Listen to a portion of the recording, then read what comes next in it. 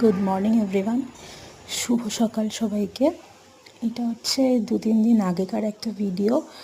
একটা কাজে একটু বেরোতে হয়েছিল, কলকাতা গিয়েছিলাম। কলকাতা লেবার কমিশন, বাবার অফিসের জন্য লেবার কমিশনে যেতে হয়েছিল। তো সেদিন লাস্ট বাড়ি ফেরার পর, সেদিন বোধহয় একটা ভিডিও আপলোড করেছিলাম। তারপর বাড়ি ফেরার পর থেকে রাত থেকে ভীষণ শরীর খারাপ, অসুস্থ।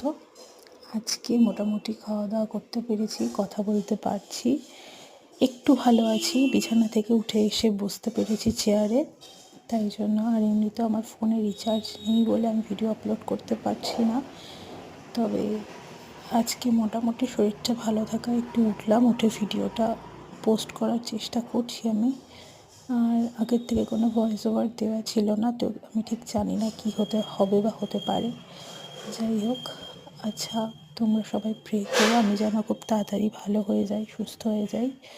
সেদিন গেছিলাম কলকাতা লেবার ডিপার্টমেন্টে।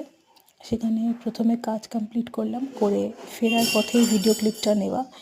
ইচ্ছে ছিল মিলেনিয়াম পার্কে একটু ঢুকবো, ভিডিও করব, রিলস করব, কিন্তু যেহেতু অনেকটা বেলা হয়ে গেছিলো, রোদ পড়ে গেছিলো, তাই আর ভেতরে যেতে পারিনি। যাই হোক,